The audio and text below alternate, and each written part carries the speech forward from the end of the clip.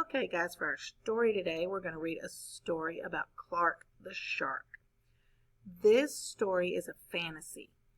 You can see right here under genre study, it says fantasies. Fantasies are stories with made-up events that could not really happen. So as you read Clark the Shark, I want you to think about animal characters who talk and act like people. That can't happen in real life, can it? Animals can't talk to us. I wish they could, but they can't. So if you're reading a story where the animals are talking, that story is called a fantasy. Also be thinking about the beginning, middle, and end of the story. And look at how the pictures and words help you to understand what happens. So we're going to read Clark the Shark, and today we're going to be thinking about character traits. So each character in the story has different traits. The external traits are what we see.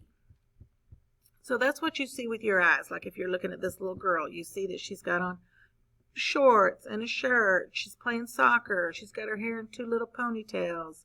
You can look at her facial expressions. You can see that she's kicking the ball. Those are the external traits, things you can see by just looking at her. Internal traits are what we learn when we read the story about the character. So the internal traits would be the things the characters are feeling in the story, or their thoughts and their words. Those are the internal traits, things we can't see. So while we're reading Clark the Shark, I want you to be thinking about the internal traits and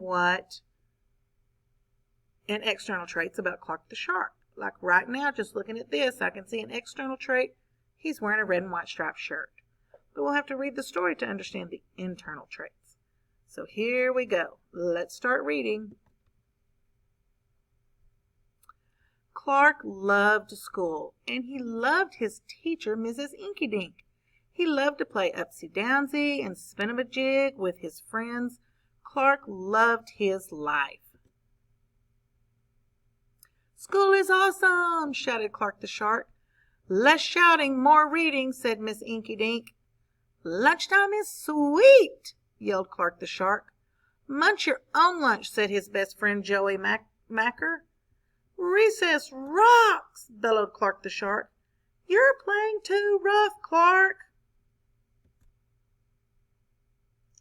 Yes, Clark loved his life with all his sharky heart, but he loved everything way too much. He was too loud. He was too wild.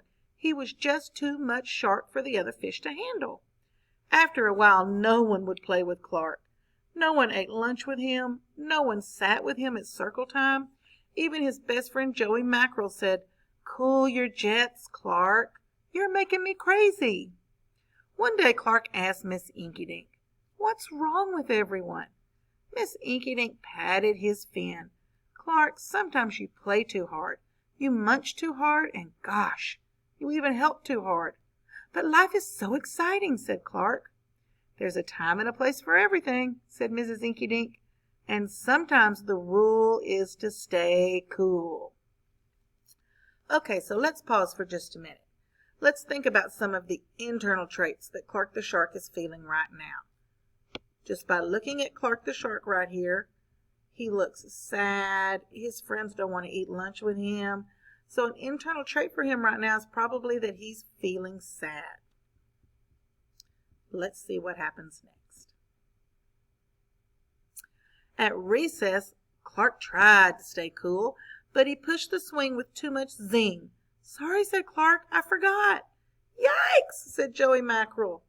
At lunch, Clark tried to stay cool, but everything smelled so good that he munched a bunch of lunches. "Sorry," said Clark, "I forgot." "We're starving," said his friends. In class, Clark tried to stay cool, but a good book got him all shook up. "Now, Clark," said Mrs. Inkydink, "this isn't the time or place. Tell me what's the rule." "Stay cool," said Clark. "Hey, that rhymes," he cried. Then Clark got a big idea in his sharky head. "Maybe if I make a rhyme, I'll remember every time," he thought.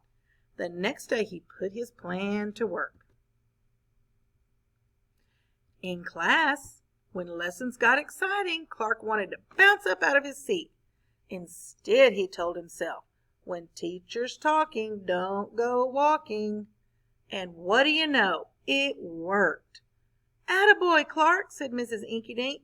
Clark smiled. Lessons are fun. At lunch, everything smelled so yummy. When Clark wanted to eat and eat and eat and never stop, he told himself, "Only munch your own lunch." "Way to go, Clark," said his friends. Clark grinned. Lunch is so fun. So let's look at Clark right here. He's happy now. That's an internal trait. He's happy and he's feeling good because he's following the school rules. An external trait on Clark right now would be this cap on top of his head. That's an external trait.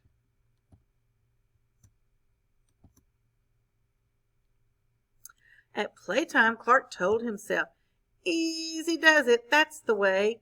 Then my friends will let me play." And playtime was fun once more. Clark loved his life. But then a shadow fell across the playground. A ginormous shadow with tentacles galore. "It's a new kid and he looks scary," cried Joey Mackerel. "Swim for your lives!" The squid squished the slide and it snapped off the swings. "Oops, my bad," said the new kid. "Wait," said Clark. "He just wants to play. Let's find a way." And he swam at the new kid with all his might. Clark played harder than he had ever played before. Upsy-downsy and spin-em-a-jig. Why, he even made a new game, Tell-Wumpa-Lumpus. "Wow, that was fun," said the new kid breathlessly, and he settled down. "If you want to come to school, you gotta stay cool," said Clark. Okay, let's pause for a minute and let's look at the new kid, the squid, right here. We can already see his external trait is he's wearing a green and white shirt. Let's think about some of the internal traits we've talked about. It was his first day at a new school. He was kind of big and scary, so he was probably a little nervous. But then Clark became his friend, and he felt better that he had a friend. Those are all internal traits that the squid was feeling. "That's right," Clark said, "Miss Inkydink. And thanks for taking care of our new classmate, Sid the Squid." "Hooray for Clark the Shark!" Everyone cheered. That night Clark's mother asked, "What did you learn at school, dear?" "There's a time and a place for everything," Clark said. "Sometimes you just gotta stay cool."